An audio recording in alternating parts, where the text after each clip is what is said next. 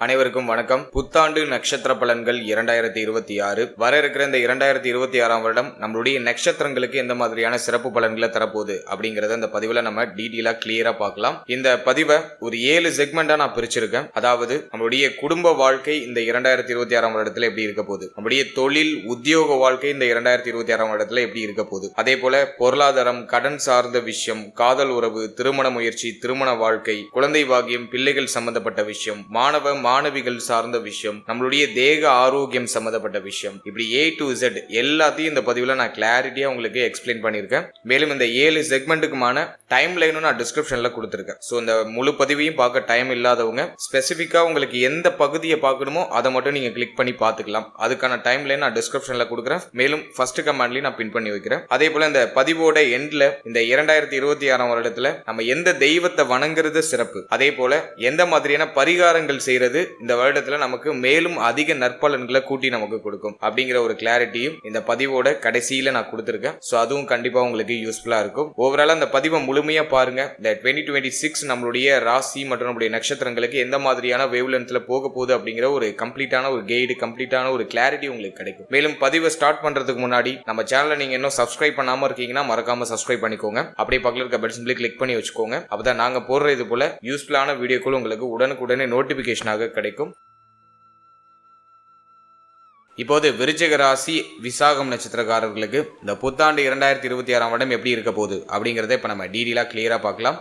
Video start பண்றதுக்கு முன்னாடி இந்த வருடத்துல பிளானட்டரி பொசிஷன்லாம் எப்படி இருக்கு, கிரகங்கள்லாம் எந்தெந்த இடங்கள்ல சஞ்சாரம் செஞ்சுட்டு இருக்கு, நமக்கு சாதகமா இருக்கா அப்படிங்கறத ஃபர்ஸ்ட் டீட்டெயிலா நம்ம அனலைஸ் பண்ணலாம். இந்த புத்தாண்டு 2026ஆம் வருடத்தை பொறுத்த வரைக்கும் நம்மளுடைய ராசி மற்றும் நம்முடைய நட்சத்திரத்துக்கு 4ஆம் இடத்துல ராகு பகவானுடைய சஞ்சாரம் இருக்கும். 4ஆம் இடம் அப்படிங்கிறது அர்த்தாஷ்டம ஸ்தானம். அந்த அர்த்தாஷ்டம ஸ்தானத்துல ராகுடைய சஞ்சாரம் அந்த அளவுக்கு நமக்கு சிறப்பான பலன்களை கொடுக்கறது இல்ல. ஆனா இந்த வருடத்துல முதல் 6 மாதம் குரு பகவானுடைய பார்வையில அந்த ராகு பகவான் இருப்பாரு. அதனால முதல் 6 மாதம் இந்த ராகு நமக்கு பெருமளவுல பாதிப்பான பலன்களை கொடுக்க மாட்டார். அது நமக்கு இருக்கிற ஒரு பெரிய பிளஸான ஒரு விஷயம். அடுத்து நம்முடைய ராசிக்கு 5ஆம் இடத்துல சனி, பூர்வ புண்ணிய ஸ்தானத்துல சனி பகவான் இருக்கிறது அந்த அளவுக்கு சிறப்பு கிடையாது. 5ஆம் இடத்துல சனி பகவான் இருக்கிறது பார்த்தோம்னா பெருமளவுக்கு ஃபேவரான பலன்களை கொடுக்கறது இல்ல. அது பிள்ளைகள், குழந்தை பாக்கியம், பூர்வீக சொத்து, குலதெய்வம் சார்ந்த விஷயம், இதுல எல்லாம் நிறைய தடை தாமத அமைப்புகளை கொடுக்கும். இப்போ சனி பகவான் பார்த்தோம்னா நமக்கு பாதி சுபர் பாதி அசுபர், அதாவது 3, 4க்கு அதிபதியாக வருவார். 4ஆம் அதிபதி 5ஆம் இடத்துல இருக்கிறது யோகமான அமைப்பு தான். இருப்பினும் சனி பகவான் ஒரு இயற்கை பாவர். அவர் 5ஆம் இடத்துல அமரும் போது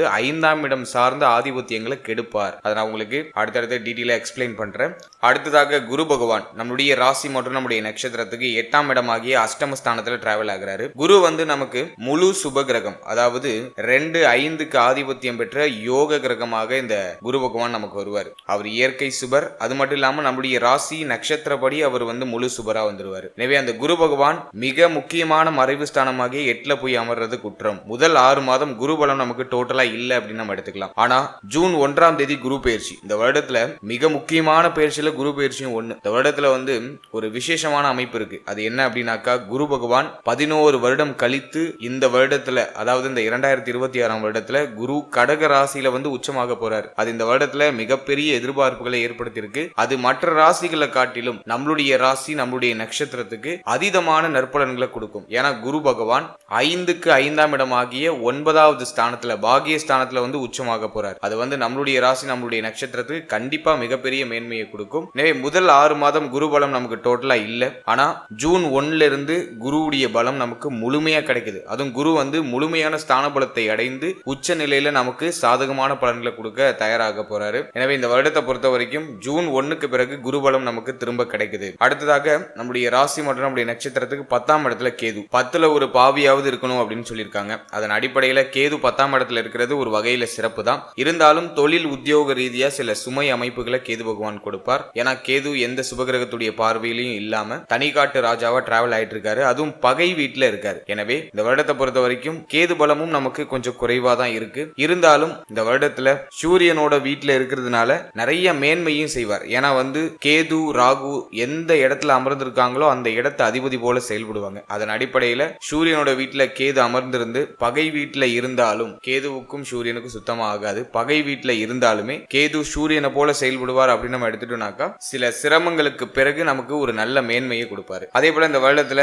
2 கிரக பயிற்சி மட்டும்தான் இருக்கு. அதாவது குரு பயிற்சி ஜூன் 1ஆம் தேதி, அதனை தொடர்ந்து டிசம்பர் 5ல ராகு கேது பயிற்சி. ராகு கேது பயிற்சி வந்து நமக்கு கொஞ்சம் அன்ஃபேவரா இருக்கு. இருந்தாலும் ராகு பகவான் நம்முடைய ராசி மற்றும் நம்முடைய நட்சத்திரத்துக்கு 3ஆம் இடத்துக்கு வராரு, தைரிய வீரிய பராக்கிரம ஸ்தானத்துக்கு வராரு. அதே போல கேது நம்முடைய ராசி மற்றும் நம்முடைய நட்சத்திரத்துக்கு 9ஆம் இடத்துக்கு டிரான்சிட் ஆகிறாரு. அதன் அடிப்படையில கேது பலம் நமக்கு கொஞ்சம் குறையுது, ராகு பலம் முழுமையா கிடைக்குது. அது டிசம்பர் 5ல, இது வருஷத்தோட கடைசியில அப்படிங்கிறதுனால அதை நம்ம பெருசா எடுத்துக்க வேண்டாம். இந்த வருடத்துல major of the time period வந்து பார்த்தோம்னா ராகு கேது நம்முடைய ராசி மற்றும் நம்முடைய நட்சத்திரத்துக்கு 4, 10 இந்த இடங்கள்ல தான் டிராவல் ஆகுறாங்க. சோ இதுதான் இந்த 2026ஆம் வருடத்துக்கான வருட கிரக நிலைகள். இப்போது இந்த புத்தாண்டு நட்சத்திர பலன்களை நம்ம செக்மெண்ட் வைஸா டீட்டெயிலா கிளியரா பார்க்கலாம்.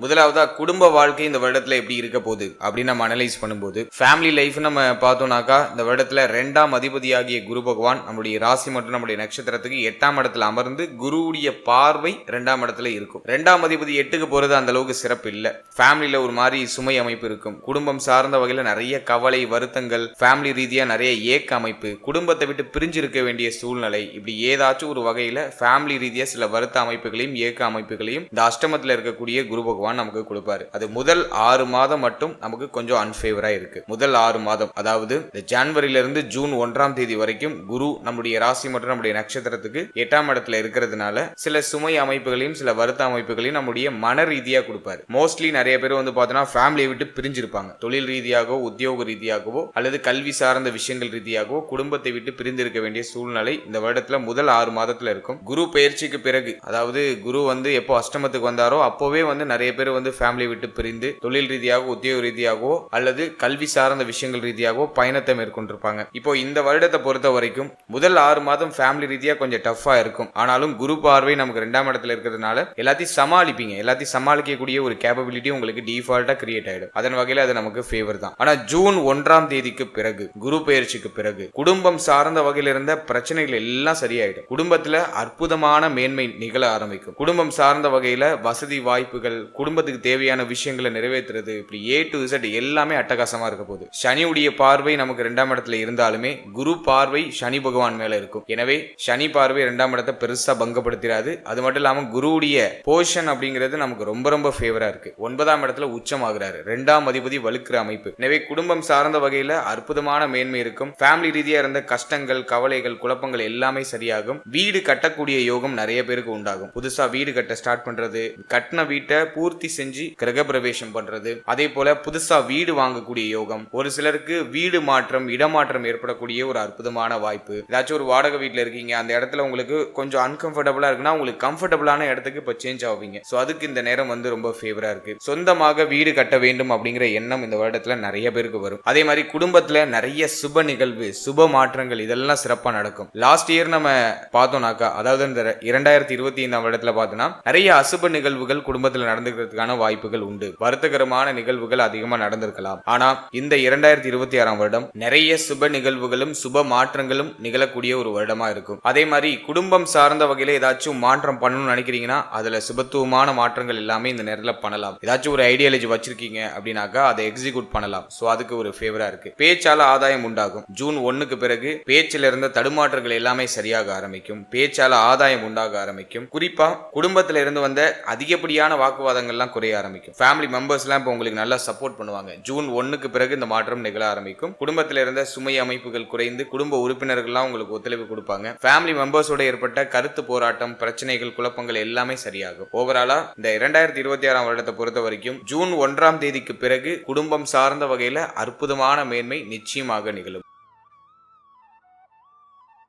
அடுத்தது உத்தியோகம் மற்றும் தொழில் சார்ந்த விஷயம் இந்த வருடத்துல எப்படி இருக்க போகுது அப்படி நம்ம அனலைஸ் பண்ணும்போது, முதல்ல உத்தியோகத்தை நம்ம எடுத்து அனலைஸ் பண்ணோம்னா 6ஆம் இடம் சுபத்துவமா தான் இருக்கு. 6ஆம் இடம் பெருசா பாதிக்கப்படல. ஏதாச்சும் பாவ கிரகத்துடைய ஆதிக்கத்துல இருக்கானாக்கா ராகுடைய பார்வை மட்டும் 6ஆம் இடத்துல இருக்கு. அது பெரிய அளவுல 6ஆம் இடத்தை பங்கப்படுத்தாது. இந்த வருடத்துல முதல் 6 மாதம் உத்தியோக ரீதியா சில சுமை அமைப்புகள் இருக்கும். பிடிக்காத வேலையை பிடிச்ச மாதிரி செய்ய வேண்டிய சூழ்நிலைகள் இருக்கலாம். வேற ஆப்ஷன் இல்லாம பல்ல கடிச்சுக்கிட்டு அந்த வேலையை நகர்த்த வேண்டிய சூழ்நிலைக்குள்ள நீங்க மாட்டிக்கிட்டு இருக்கலாம். ஆனா ஜூன் 1ஆம் தேதி தேதிக்கு பிறகு குரு பயிற்சிக்கு பிறகு நீங்க எடுத்த முயற்சிகள் எல்லாமே வெற்றி அடைய ஆரம்பிக்கும். ஜாபை சேஞ்ச் பண்ணணும்னு ஆசைப்படுறீங்கன்னா தாராளமா சேஞ்ச் பண்ணலாம். புதிய முயற்சிகள் வெற்றியை கொடுக்கும். உத்தியோகத்துல சம்பள உயர்வு, பதவி உயர்வு, உங்களுடைய உழைப்புக்கான அங்கீகாரம், உங்களுடைய பெயர் புகழ் இதெல்லாம் அதிகரிக்கக்கூடிய ஒரு அமைப்பு, இதெல்லாம் இந்த வருடத்துல ஜூன் 1க்கு பிறகு சிறப்பா கிடைக்க ஆரம்பிக்கும். உத்தியோகம் சார்ந்த வகையில இருக்கக்கூடிய தொய்வு நிலைகள், பிரச்சனைகள் எல்லாமே ஜூன் 1க்கு பிறகு நிவர்த்தி ஆயிடும். அதே மாதிரி ஜாப் சேஞ்சிங் மூவ்மெண்ட் எல்லாம் ஜூன் 1க்கு பிறகு நிகழ ஆரம்பிக்கும். புதுசா உத்தியோகம் தேடிக்கிட்டு இருக்கீங்கன்னா இந்த வருஷத்துடைய ஆரம்பத்துல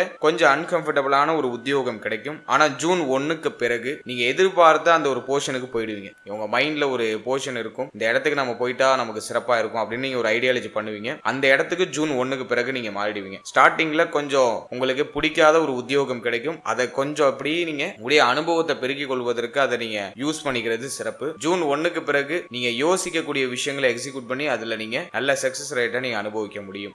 உத்தியோகம் சார்ந்த வகையில ஜூன் 1க்கு பிறகு அற்புதமான மேன்மை உண்டாகும். அது வரைக்கும் கொஞ்சம் சிரம அமைப்புகள் இருக்கும். ஆனா அது உங்களுக்கு பெருசா பாதிப்பை கொடுத்துறாது. எல்லாத்தையும் சமாளிச்சு முன்னேறக்கூடிய ஆற்றல 5ஆம் இடத்துல இருக்கக்கூடிய சனி பகவான் நமக்கு கொடுப்பாரு. அதே மாதிரி இந்த ஜூன் 1ஆம் தேதி வரைக்கும் அவசர மாற்றம், அவசர முடிவு, குறிப்பா உத்தியோகம் சார்ந்த வகையில அவசர மாற்றம், அவசர முடிவு, இருக்கிற வேலையை விட்டுட்டு புதுசா வேலைக்கு நான் போலான் இருக்கேன் அப்படிங்கிற மாதிரியான ஐடியாலஜி இதெல்லாம் கொஞ்சம் குறைச்சிக்கிறது சிறப்பு. ஜூன் 1க்கு பிறகு உத்தியோக ரீதியா என்ன மாற்றம் பண்ணாலும் அது உங்களுக்கு ஃபேவரா அமையும். அதுக்கு முன்னாடி அவசரம் இல்லாம கொஞ்சம் பொறுமையா நகர்த்துறது சிறப்பு. ஏன்னா இப்ப நிறைய பேருக்கு பார்த்தோன்னா மன ரீதியா நிறைய விரக்தி தன்மை இருக்கும். பார்த்த வேலையே திரும்ப திரும்ப பார்த்து ஒரு மாதிரி சலிப்பு தட்டின மாதிரி இருக்கும். நீங்க இப்போ இருக்கிற இடம் உங்களுக்கு கொஞ்சம் கம்ஃபர்டபுள் இல்லாத ஒரு மனநிலையை கிரியேட் பண்ணிருக்கும். அதனால நிறைய பேர் இந்த ஜனவரில இருந்து இந்த வேலையை நம்ம விட்டுட்டு வேற ஏதாச்சும் ஒரு வேலைக்கு ட்ரை பண்ணலாம் அப்படிங்கிற ஒரு ஐடியாலஜிக்கு வந்திருப்பாங்க. அது அவசரமா நீங்க அந்த மாற்றங்களை பண்றது சிறப்பு கிடையாது. ஜூன் 1க்கு பிறகு நீங்க என்ன மாற்றம் பண்ணாலும் அது உங்களுக்கு பெஸ்டான ஒரு குவாலிட்டியில கிடைக்கும். அதுக்கு முன்னாடி வரைக்கும் நீங்க கொஞ்சம் கவனமா இருக்கணும். குரு பயிற்சிக்கு பிறகு நீங்க என்ன மாற்றம் வேணா பண்ணுங்க, அது உத்தியோக ரீதியா நல்ல மேன்மையை கொடுக்கும்.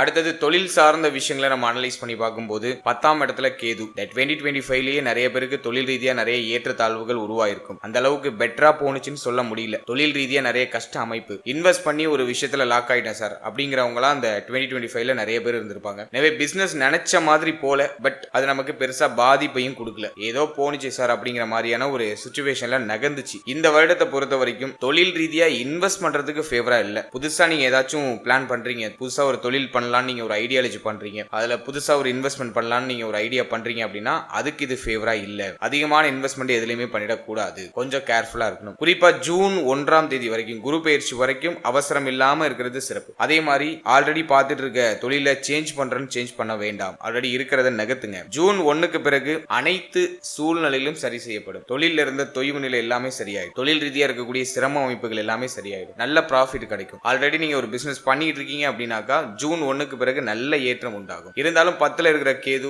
ஒரு விரக்தி தன்மையை கொடுத்துட்டே இருப்பாரு. பாக்குற தொழில ஒரு திருப்தி இருக்காது, ஏதோ சம்திங் இஸ் மிஸ்ஸிங் அப்படிங்கிற மாதிரி மனநிலை போயிட்டு இருக்கும். சோ இந்த வருடத்தை பொறுத்த வரைக்கும் தொழில் ரீதியா அவசர மாற்றம், தொழில் ரீதியா இன்வெஸ்ட்மெண்ட் அதெல்லாம் ஜூன் 1ஆம் தேதி வரைக்கும் இல்லாம இருக்கிறது சிறப்பு. ஜூன் 1க்கு பிறகு ஆல்ரெடி இருக்கிற பிசினஸ் நல்லா பிக்கப் ஆக ஆரம்பிக்கும். புதுசா இன்வெஸ்ட்மெண்ட் பண்றதுக்கு இந்த வருடம் அந்த அளவுக்கு ஃபேவரா இல்ல. அதே போல இந்த கோல்டு பிசினஸ் பண்றவங்களுக்கு இந்த வருடம் வந்து ஒரு நல்ல ஏற்றத்தை கொடுத்துரும். தங்கம் சார்ந்த தொழில் செய்யறவங்க, அதே மாதிரி இந்த மஞ்சள் வியாபாரம் செய்யக்கூடியவர்கள், மஞ்சள் உற்பத்தி செய்யக்கூடியவங்க, மேலும் வக்கீல் தொழில், நீதிபதி, அரசாங்க நீதிபதி, வக்கீல், வாக்காளர் அதாவது பேச்சு மூலமாக ஆதாயத்தை ஈட்டக்கூடியவர்கள், புரோக்கர் தொழில் செய்யறவங்க, புரோகிதர்கள், அர்ச்சகர்கள், கோவில் குருக்கள், அதே மாதிரி மருத்துவர், டாக்டர்ஸ், அவங்களுக்கு வங்கி தொழில் அதாவது வந்து வட்டி பிசினஸ் ஏதாச்சும் பண்றீங்க, வட்டி தொழில் பண்றீங்க, அல்லது அடகு கடை நடத்துறீங்க, அல்லது ஏதாச்சும் ஒரு பேங்க்ல ஒர்க் பண்றீங்க, வங்கி சார்ந்த தொழில் ஏதாச்சும் பண்ணிட்டு இருக்கீங்க அப்படின்னா அவங்களுக்கு ஒரு நல்ல மேன்மையை இந்த வருடம் கண்டிப்பா கொடுக்கும். கொடுத்தல் வாங்கல் மூலமாக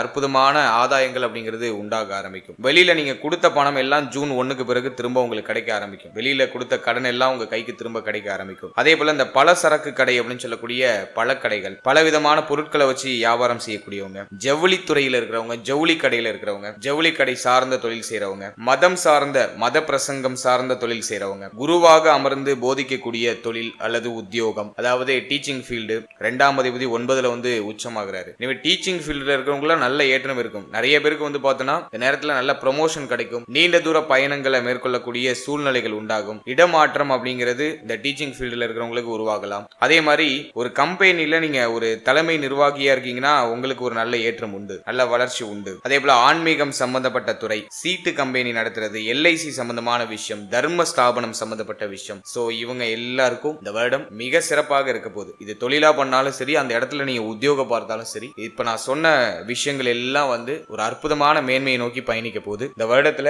நம்மளுடைய ராசி, நம்மளுடைய நட்சத்திரத்தை சேர்ந்தவங்க இந்த ஃபீல்டுல இருக்கீங்கன்னா உங்களுக்கு இந்த வருடம் ஜூன் 1க்கு பிறகு நல்ல ஏற்றத்தை கொடுத்துரும். ஜூன் 1 வரைக்கும் கொஞ்சம் டல்லா இருக்கும். ஜூன் 1க்கு பிறகு அற்புதமான ஏற்றத்தை கொடுத்துரும். அதே மாதிரி நீங்க பாரம்பரியமா ஒரு தொழில் பண்ணிட்டு இருக்கீங்க, தலைமுறையா ஒரு தொழில் பண்ணிட்டு இருக்கீங்கன்னா அந்த தொழிலும் இந்த நேரத்துல விருத்தி அடைய ஆரம்பிக்கும். ஒரு அற்புதமான மேன்மையை நோக்கி பயணிக்கும். எனவே தொழில் உத்தியோகம் இந்த வருடத்துல சிறப்பு தான். இதுவும் பெருசா மைனஸா இல்ல. 10ல இருக்கிற கேது கொஞ்சம் கஷ்டத்தை கொடுப்பாரு, தடையை கொடுப்பாரு, சுமையை கொடுப்பாரு. அதுவும் ஜூன் 1 வரைக்கும் அந்த சுமை அமைப்பு, தடை அமைப்பு இருக்கும். நினைக்கிறத நினைக்கிற மாதிரி செயல்படுத்த முடியாது. ஏதாச்சும் ஒரு விஷயம் வந்து உங்களை தடைப்படுத்திட்டே இருக்கும். அதுதான் கேது. ஆனா ஜூன் 1க்கு பிறகு குரு உச்சம் ஆயிட்டாருன்னா தடை எல்லாம் தகர்த்தெறியக்கூடிய ஆற்றல் உங்களுக்கு வந்துடும். நினைச்சதை நினைச்ச மாதிரி கொண்டு போக முடியும். 5 கூடியவர் 9ல இருக்கிறதுனால பாரம்பரியமாக செய்யக்கூடிய தொழில நல்ல விருத்தி அடையும். தர்ம ஸ்தாபனங்களை வச்சு நடத்துறவங்களுக்கு அற்புதமான மேன்மை உண்டாகும். சோ இதெல்லாம் நம்ம சிறப்பா எடுத்துக்கலாம். எனவே தொழில் உத்தியோகம் தடை தாமதத்தோட சிறப்பான முன்னேற்றத்தையும் சிறப்பான வளர்ச்சியும் நோக்கி பயணிக்கும். முதல் 6 மாதம் அன்ஃபேவரா இருக்கும். ஜூன் 1க்கு பிறகு அற்புதமான ஏற்றம் அப்படிங்கிறது நிச்சயமா நிகழ ஆரம்பிக்கும்.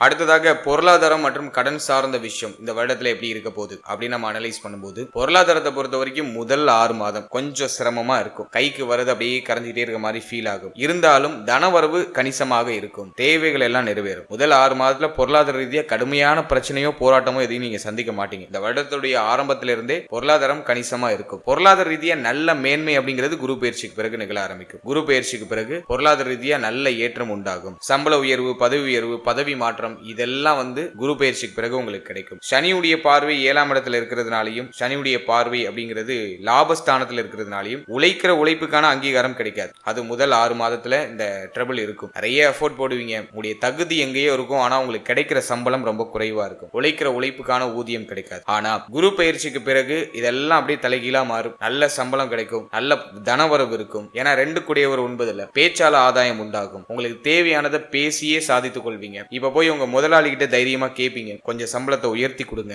நான் இவ்வளோ ஹார்ட் ஒர்க் பண்றேன், எனக்கு நீங்க சம்பளம் கம்மியா கொடுக்குறீங்க அப்படிங்கறத உங்களுக்கு தேவையானதை நீங்களே கேட்டு உங்க முதலாளி கிட்ட வாங்கிக்குவீங்க. சோ அதுக்கெல்லாம் இது சிறப்பா இருக்கு. எனவே பொருளாதார ரீதியா முதல் 6 மாதம் கொஞ்சம் முன்ன பின்ன இருக்கும், கொஞ்சம் ஆசிலேஷனா இருக்கும். சொல்றபடிக்கு பெருசா இல்ல. இருந்தாலும் பொருளாதார ரீதியா பெரிய அளவிலான கஷ்டங்கள் எதுவும் வந்துடாது. ஆனா ஜூன் 1க்கு பிறகு பொருளாதார ரீதியா நல்ல மேன்மை உண்டாகும். வெளியில நீங்க யாருக்காச்சும் கடன் உதவி பண்ணிருக்கீங்க, பணம் ஏதாச்சும் கொடுத்துருக்கீங்க அப்படின்னா கொடுத்த பணம்லாம் திரும்ப உங்க கைக்கு வந்துடும். வெளியில கொடுத்த பணம் திரும்ப வந்துடும். வட்டி தொழில் பண்றீங்கன்னா கடனா கொடுத்த பணம் எல்லாம் இப்போ டபுளா திரும்ப வந்துடும். சோ அதெல்லாம் பெஸ்டா இருக்கு. எனவே பொருளாதார ரீதியா இந்த வருடம் ஏற்றத்தை தான் கொடுக்குது. அடுத்து கடன் சார்ந்த விஷயங்களை பொறுத்த வரைக்கும் இந்த வருடத்துல எப்படி போக போகுதுன்னா, 6ஆம் இடம் பெருசா பாதிக்கப்படல. எனவே கடன் சார்ந்த விஷயங்கள்லாம் பெரிய அளவுல பாதகமா இல்ல. கடன் சுமையெல்லாம் பெரிய அளவுக்கு இல்ல. ஒரு சிலருக்கு தொழில் ரீதியா கடன் வாங்கி இன்வெஸ்ட் பண்ணலாம் அப்படின்னு சொல்லிட்டு ஒரு ஐடியாலஜி வரும். கேது அதை கொடுப்பாரு. அதை மட்டும் கொஞ்சம் அவாய்ட் பண்ணிடுறது நல்லது. ஏன்னா பிசினஸ்ல போய் இப்ப இன்வெஸ்ட் பண்ணீங்கன்னா பொருளாதார ரீதியா இதுல HP லாக் ஆகிறதுக்கு வாய்ப்பு இருக்கு. அது மட்டும் கொஞ்சம் மைனஸா இருக்கு. ராகு கேது பயிற்சிக்கு பிறகு தொழில் ரீதியா ஏதாச்சும் மாற்றங்களை பண்ணிக்கலாம். அது வரைக்கும் கொஞ்சம் நிதானமா இருக்கிறது சிறப்பு. குறிப்பா முதல் 6 மாதத்துல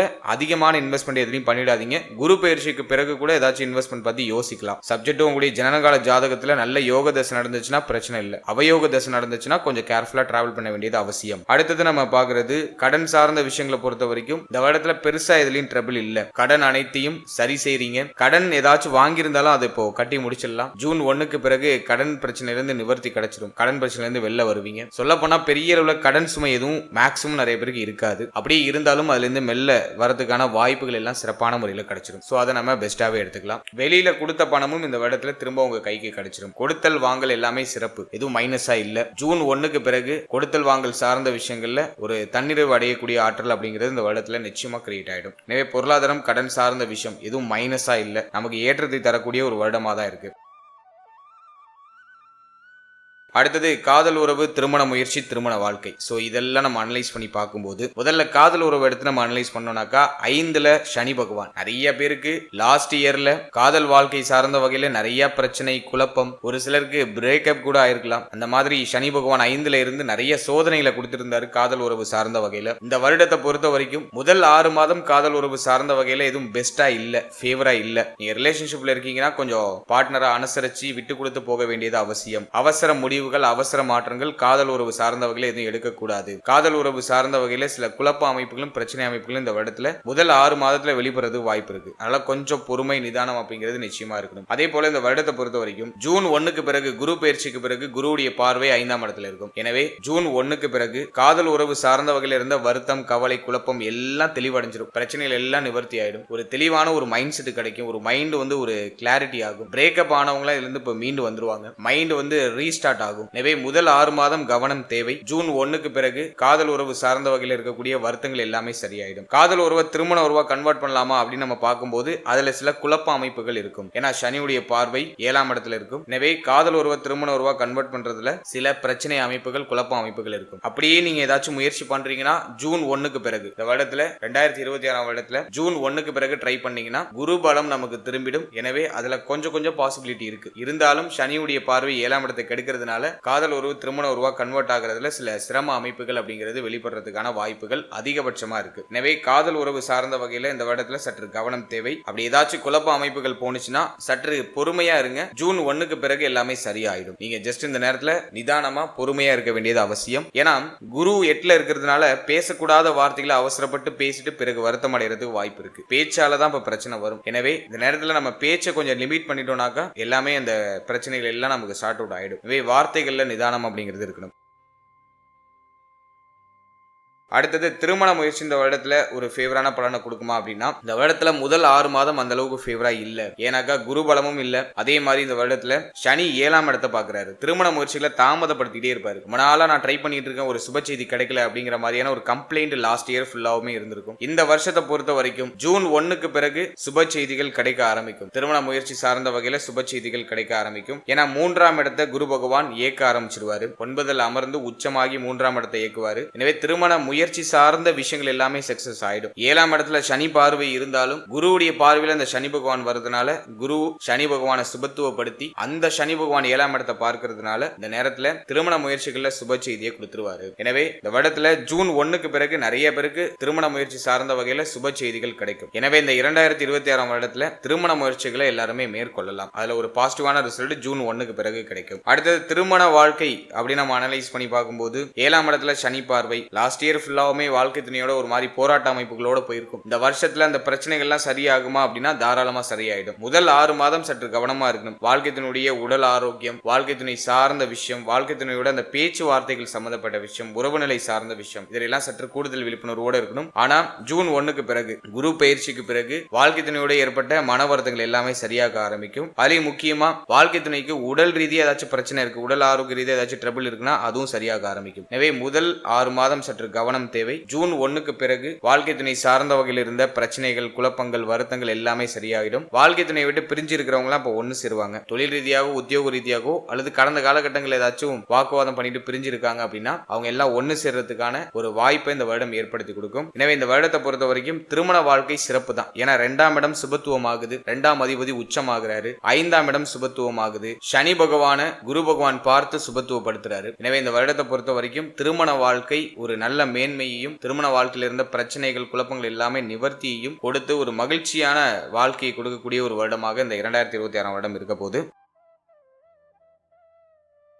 அடுத்ததாக குழந்தை பாகியம், பிள்ளைகள் சம்பந்தப்பட்ட விஷயம் இந்த வருடத்துல எப்படி இருக்க போகுது அப்படி நம்ம அனலைஸ் பண்ணும்போது முதல்ல குழந்தை பாகியத்தை எடுத்து நம்ம அனலைஸ் பண்ணோம்னா லாஸ்ட் 1 இயர்ல நிறைய பேருக்கு குழந்தை பாகியத்துல தடை தாமதம் அதிகமா இருந்திருக்கும். ஏன்னா சனி 5ஆம் இடத்தை கெடுப்பார். 5ல் அமர்ந்த சனி குழந்தை பாகியத்துல தடை தாமதம் தடுமாற்றங்களை கொடுப்பாரு. குழந்தை பாகியம் சார்ந்த வகையில நிறைய மருத்துவ செலவுகளை கொடுத்திருப்பாரு. ஆனா அந்த 2026ஆம் வருடத்துல குரு பயிற்சிக்கு பிறகு 5ஆம் இடத்தை குரு பகவான் பார்க்கறதுனால, அதுவும் உச்ச குரு பார்க்கறதுனால நிறைய பேருக்கு குழந்தை பாகியத்துல சுப செய்தி கண்டிப்பா கிடைச்சிடும். மாற்றுக்கிறது அப்படிங்கறதே இல்ல. ஏன் அப்படின்னா குரு குழந்தைக்கு காரகர், புத்திர காரகர் அப்படின்னு குரு பகவானை சொல்லுவோம். குரு வந்து சுபத்துவம் ஆகிறாரு, அதுவும் வந்து ஸ்தான பலத்தோட நம்மளுக்கு திரிகோண ஸ்தானத்துல அமர்றாரு. 9ஆம் இடமாகிய மிக முக்கியமான ஸ்தானத்துல அமர்றாரு. அதுலயும் குருவுடைய பார்வை 5ஆம் இடத்துல இருக்கும். இதுதான் ரொம்ப விசேஷம். சனி பகவானுடைய தடை தாமதங்கள் எல்லாமே விலக போகுது. ஜூன் 1க்கு பிறகு நிறைய பேருக்கு குழந்தை பாக்கியத்துல சுப செய்திகள் கிடைக்க ஆரம்பிக்கும். அதுக்கான சிம்டம்ஸ் எல்லாம் பார்த்தோம்னாக்கா குரு பயிற்சிக்கு 2 மாசத்துக்கு முன்னாடி நமக்கு வெளிப்பட ஆரம்பிக்கும். எனவே இந்த வருடத்தை பொறுத்த வரைக்கும் குழந்தை பாக்கியத்துல சுப செய்தி கிடைக்கும். குழந்தை பிறத்தல் காரணமாக குடும்பத்துல மகிழ்ச்சி இருக்கும். நிறைய பேருக்கு நல்ல செய்தி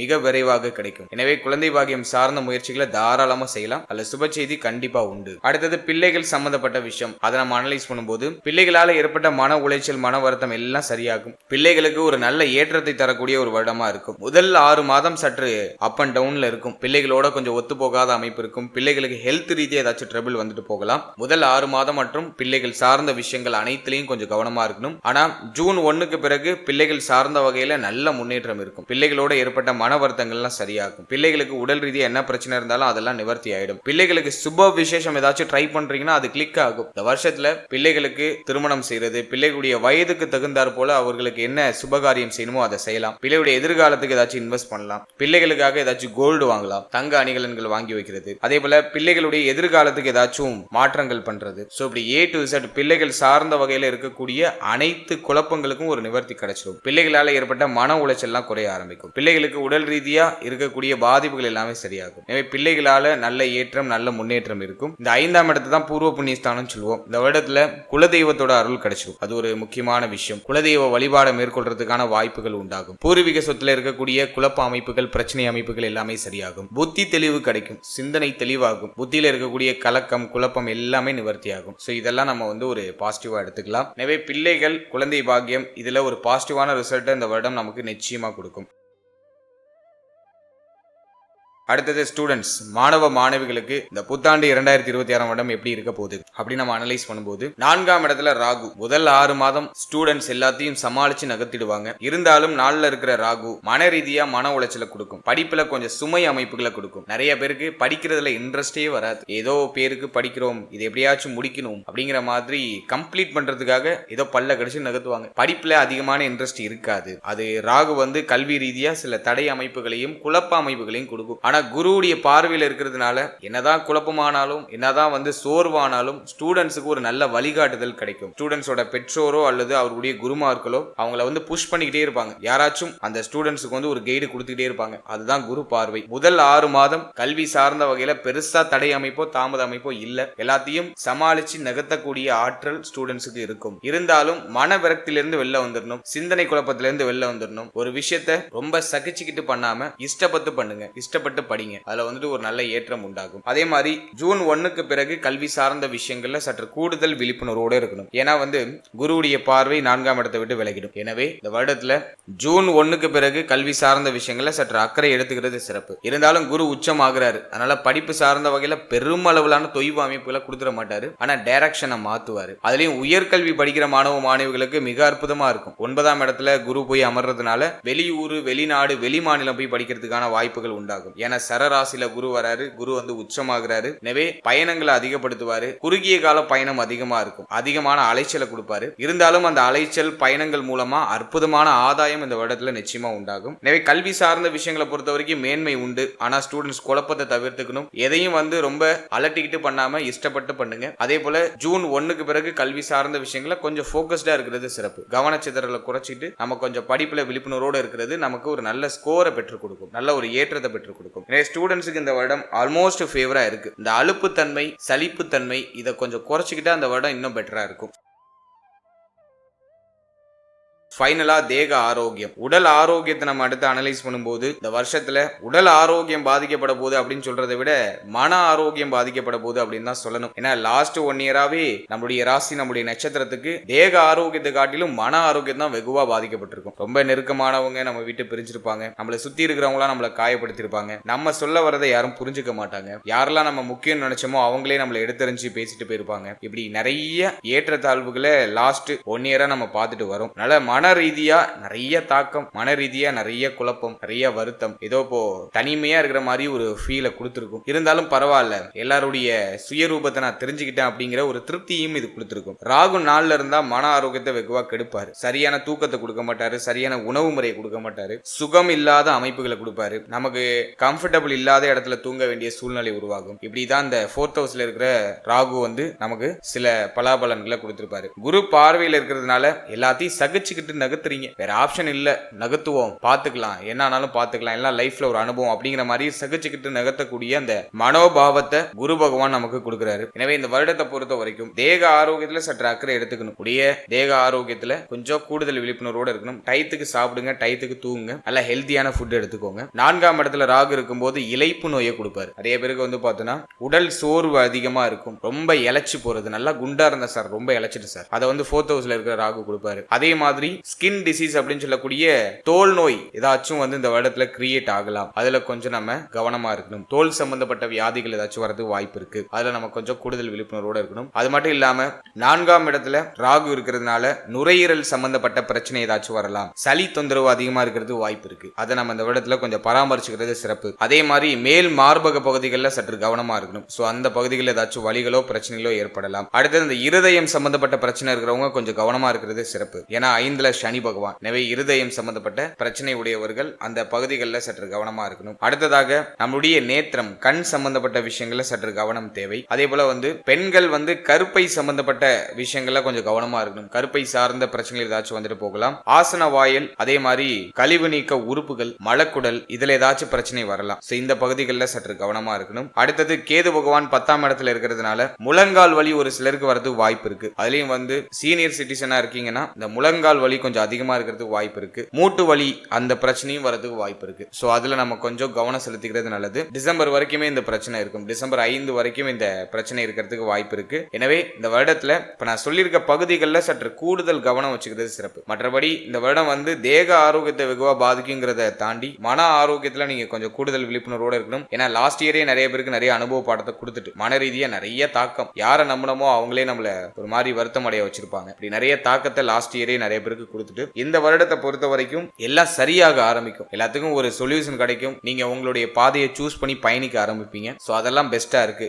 இருந்தாலும் 4ஆம் இடத்துல ராகு டிசம்பர் 5 வரைக்கும் இருக்காரு. எனவே மன ரீதியான தாக்கம் தொடர்ச்சியா இருக்கும். ஏதோ உங்களை உடைய ஒரு மாதிரி உறுத்திட்டே இருக்கிற மாதிரி ஒரு ஃபீலை கொடுக்கும். அதை நீங்க கொஞ்சம் பராமரிச்சுக்கிறது சிறப்பு. நல்லா மெடிடேஷன் பண்ணுங்க. மன ரீதியா எந்த பெயினையும் ஏத்திக்காதீங்க, ரொம்ப அக்செப்ட் பண்ணாதீங்க. எதையும் மனசுக்குள்ள அந்த பெயினை வந்து அலோவே பண்ணாதீங்க. ஜஸ்ட் ரிலாக்ஸா உங்க மைண்டை நீங்க கொஞ்சம் ஃப்ரீயா வச்சுட்டு ஜாலியா மூவ் ஆன் ஆகுங்க. அதே மாதிரி இந்த வருடத்தை பொறுத்த வரைக்கும் நிறைய மெடிடேஷன் பண்ணுங்க, அது வந்து உங்களுக்கு ஒரு பெஸ்ட் ரெமடியா இருக்கும். மேலும் இந்த வருடத்துல தாய் சம்பந்தப்பட்ட விஷயங்கள கவனம் எடுத்துக்கிறது சிறப்பு. தாயாருடைய தேக ஆரோக்கியம், மன ஆரோக்கியம், தாயாருடைய உறவு நிலையில கொஞ்சம் அக்கறை கவனம் அப்படிங்கிறது இருக்கணும். தாயாருக்கு கடுமையான மன உளைச்சல், மன வருத்தம் உங்களை சார்ந்து இருக்கலாம். எனவே தாயாரோட கொஞ்சம் அனுசரிச்சு போய்க்கணும், தாய் வழி உறவுகளோட அனுசரிச்சு போய்க்கணும். அடுத்தது இந்த வருடத்துல பிள்ளைகள் சம்பந்தப்பட்ட விஷயங்கள்ல முதல் 6 மாதத்துல சற்று கவனமா இருக்கணும், பிள்ளைகளோட அனுசரிச்சு போய்க்கணும். அதன் பிறகு நண்பர்கள், நட்பு வட்டாரம் சார்ந்த விஷயங்கள கொஞ்சம் கவனமா இருக்கணும். நண்பர்கள், நட்பு வட்டாரத்தோட கொஞ்சம் ஒத்து போகாத அமைப்பு, கொஞ்சம் கேப் ஆகக்கூடிய அமைப்புலாம் உருவாகலாம். அதே மாதிரி இந்த வருடத்துல மூத்த சகோதர சகோதரிகளோட கொஞ்சம் அனுசரிச்சு போய்க்கணும். மூத்த சகோதர சகோதரிகள் சார்ந்த வகையில ஏதாச்சும் வருத்தங்கள், குழப்பங்கள் ஏற்பட்டு நீங்களாம். சோ அதுல கொஞ்சம் கவனம் வச்சுக்கிறது சிறப்பு. மேலும்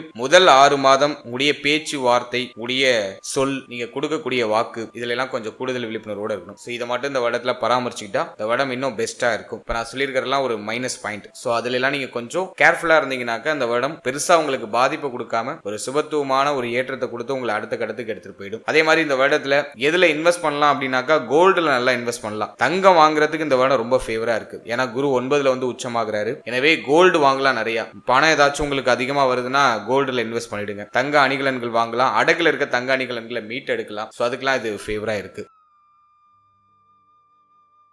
அடுத்தது இந்த வருடத்துல நம்ம எந்த தெய்வத்தை வணங்குறது சிறப்பு, எந்த தெய்வத்தை வணங்கினா நமக்கு நல்ல மேன்மை கிடைக்கும் அப்படி நம்ம அனலைஸ் பண்ணி பார்க்கும்போது இந்த வருடத்துல குரு பெயர்ச்சியின் போது, அதாவது ஜூன் 1ஆம் தேதி குரு பெயர்ச்சியின் போது குருவுடைய ஸ்தலமாகிய ஆலங்குடி குருஸ்தலம் போயிட்டு ஒரு வாட்டி குருவுடைய தரிசனத்தை பெற்று வருது சிறப்பு. சோ குருவுடைய ஸ்தலத்துக்கு ஒரு வாட்டி போயிட்டு வந்துருங்க இந்த வருடத்துல. அது உங்களுக்கு வந்து ஒரு நல்ல ஏற்றத்தை கொடுக்கும். அதே போல இந்த ஆச்சார அனுஷ்டானம் உள்ள எந்த தெய்வமா இருந்தாலும் இந்த வருடத்துல நீங்க வணங்கலாம். குலதெய்வத்தை அதிகமா வழிபடுறது சிறப்பு. குலதெய்வ வழிபாட இந்த வருடத்துல அதிகமா மேற்கொள்ள மேற்கொள்ள வேண்டும். குலதெய்வத்துடைய அருளை இந்த வருடத்துல அதிகமா பெற்றுக்கொள்வது சிறப்பு. முக்கியமா குலதெய்வத்தை இறுக்கமா பிடிச்சுக்கோங்க. அடுத்தது இந்த வருடத்துல விநாயகர் வழிபாடும் உங்களுக்கு ஒரு சிறப்பான ஏற்றத்தை கொடுக்கும். தொழில் ரீதியா சிரமம் இருக்கு, தொழில பிரச்சனை இருக்கு, உத்தியோகத்துல பிரச்சனை இருக்கு அப்படின்னா விநாயகர் வழிபாடு தொடர்ச்சியா பண்ணுங்க. உங்க வீட்டுக்கு பக்கத்துல இருக்க விநாயகருடைய ஆலயத்துக்கு போயிட்டு விநாயகரை தொடர்ச்சியா வழிபட்டு வரும்போது தொழில் உத்தியோக ரீதியா இருக்கக்கூடிய சிரம அமைப்புகள் எல்லாமே சரியாக ஆரம்பிக்கும். அடுத்து தேக ஆரோக்கியம் அதிகமா பாதிக்கப்படுது அப்படின்னாக்கா சூரிய நமஸ்காரம் காலையில எந்திரிச்சு பண்ணுங்க. அதே மாதிரி துர்க்கை வழிபாடு சிறப்பான ஒரு ஏற்றத்தை கொடுக்கும். ஏன்னா 4th ஹவுஸ்ல ராகு இருக்கிறதுனால துர்க்கை வழிபாடு இந்த வருடத்துல உங்களுடைய தேக ஆரோக்கியத்தை உங்களுக்கு மீட்டு கொடுக்கும்.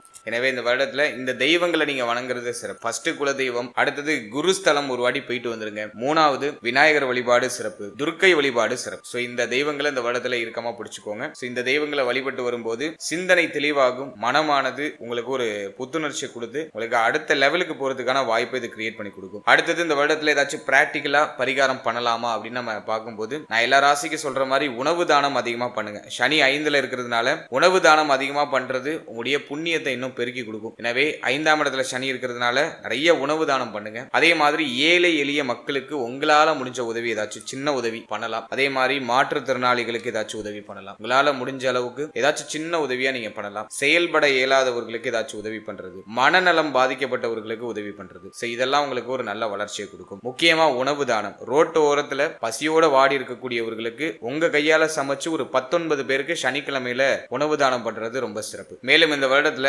தர்ம ஸ்தாபனங்களுக்கு போய் உங்களுடைய உதவி, அது பணமா இருக்கலாம், பொருளா இருக்கலாம், சம்திங் ஏதோ உங்களால முடிஞ்ச உதவி தர்ம ஸ்தாபனங்களுக்கு போயிட்டு உங்களால முடிஞ்ச உதவி செய்யறது சிறப்பு. உடைய குலதெய்வ கோயில்ல அன்னதானம் போடலாம். அதுக்கு இந்த வருடம் வந்து ரொம்ப ஃபேவரா இருக்கு. அதை பண்ணும்போது இன்னும் ஏற்றமும் இன்னும் வளர்ச்சியும் உங்களுக்கு கொடுக்கும். இந்த சிம்பிளான பரிகாரங்களை நீங்க செய்யும் பொழுது இந்த வருடம் மேலும் செழுமை அடையும், சிறப்படையும். நான் முக்கியமா சொல்றது உணவு தானம் தான். தானத்திலேயே சிறந்த தானம் உணவு தானம் தான். பசியோட இருக்கிற வயிற்றை நம்ம ஆற்றும் போது, அவங்களுடைய சுமையை நம்ம குறைக்கும் போது, அவங்களுடைய பிரச்சனையை நம்ம தீர்க்கும் போது நம்மளுடைய பிரச்சனை தானாவே சால்வ் ஆகும். இது வந்து ஒரு பிரபஞ்ச விதி. அடிப்படையில எல்லா ஜீவராசிகளுக்கும் அடிப்படையா இருக்கிறது பசி மட்டும்தான். இந்த பசியை போக்குறதுக்கு தான் நம்ம அப்படியே ஓடிக்கிட்டே இருக்கோம். 3 வேளை உணவுக்காக தான் போராடிக்கிட்டு இருக்கோம். இப்பெல்லாம் ஒரு சிலர் வந்து சாப்பிட்றது தான் ஓடுறோம் அப்படிங்கறத கூட மறந்து சாப்பாடெல்லாம் அவாய்ட் பண்ணிட்டு வேலை பார்த்துட்டு இருக்காங்க, தொழில் பண்ணிட்டு இருக்காங்க. அதெல்லாம் ரொம்ப தப்பு. டயத்துக்கு சாப்பிடுங்க, டயத்துக்கு தூங்குங்க, அதுதான் ரொம்ப முக்கியம். பணமும் நம்மளுடைய வாழ்க்கையை வழி நடக்கிறதுக்கு ரொம்ப முக்கியம் தான். ஆனா அந்த பணத்தை சம்பாதிக்கிறது கூட இந்த 3 வேளை உணவுக்காக தான். நிம்மதியா ஒரு 3 வேளை சாப்பிடணும் அப்படிங்கிறதுக்காக தான் இந்த பணத்தையே நம்ம சம்பாதிக்கிறோம். எனவே தொடர்ச்சியா உழைங்க, பணம் நிறைய சம்பாதிங்க, நான் வேணான்னு சொல்லல.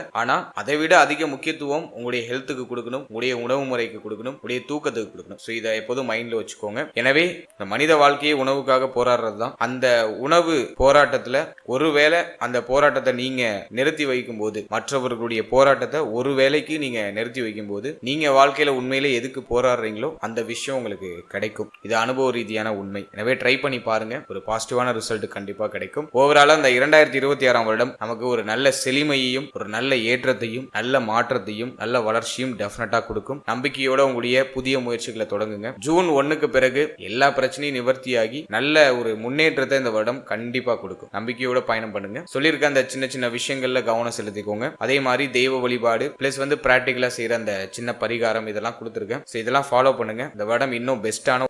இப்போ நீங்க இது வரைக்கும் பார்த்த பலன்கள் எல்லாமே ஒரு பொதுவான கோச்சார பலன்கள் தான். இந்த பலன்கள் உங்களுடைய ஜனனகால ஜாதகத்தில் இருக்கக்கூடிய தசா புக்தி அந்தரம் இதை பொறுத்து கண்டிப்பா மாறுபடும். உங்களுக்கு யோக தசை நடக்குதா அவயோக தசை நடக்குதான்னு ஃபர்ஸ்ட் அனலைஸ் பண்ணுங்க. உங்களுடைய குடும்ப ஜோதிடத்தை கொடுத்து உங்களுடைய பர்சனல் ஹராஸ்கோப்பை உங்களுக்கு யோக தசையா அவயோக தசையான்னு ஃபர்ஸ்ட் கிளாரிஃபை பண்ணிக்கோங்க. யோக தசைனாக்கா கோச்சாரமும் பாசிட்டிவா இருக்கு, யோக தசையும் நடக்குதுன்னா சூப்பர் பாசிட்டிவா இருக்கும். அவயோக தசை இருக்கு, கோச்சாரம் உங்களுக்கு வந்து பாசிட்டிவா இருக்கு, ஆனா அவயோக தசை நடக்குதுன்னா கோச்சார ரீதியா சொல்லப்பட்டிருக்க பாசிட்டிவான பாயிண்ட்ஸ் உங்களுக்கு அந்த அளவுக்கு ஒர்க் ஆகாது. அதுவே யோக தசை நடக்குது, உங்களுக்கு வந்து கோச்சாரம் வந்து சரியில்லை, கோச்சாரம் வந்து உங்களுக்கு மைனஸா இருக்கு அப்படின்னாக்கா இந்த கோச்சாரம் வந்து உங்களை பெருசா பாதிச்சிடாதுன்னு அர்த்தம். சோ நல்லா சொல்ல வர பாயிண்ட் எதுனா, உங்க ஜாதகத்துல பிளஸ் இருக்கு அப்படின்னாக்கா கோச்சாரமும் பிளஸ்ஸா இருந்துச்சுன்னா உங்களுக்கு சூப்பர் பிளஸ்ஸா இருக்கும். உடைய ஜாதகம் பிளஸ்ஸா இருக்கு ஆனா கோச்சாரம் மைனஸா இருக்கு அப்படின்னாக்கா இந்த கோச்சார ரீதியா இருக்கக்கூடிய இந்த நெகட்டிவான பாயிண்ட் உங்களை பெரிய அளவுல அஃபெக்ட் பண்ணிடாது. கோச்சாரமும் மைனஸா இருக்கு, உங்களுக்கு தசையும் புத்தியும் உங்களுக்கு மைனஸா இருக்குனாக்கா கம்ப்ளீட்டா உங்களை ஜீரோ ஆக்கும். நிறைய பிரச்சனைகளை மாத்தி மாத்தி கொடுக்கும். உங்களுக்கு தசை மைனஸா இருக்கு ஆனா கோச்சாரம் வந்து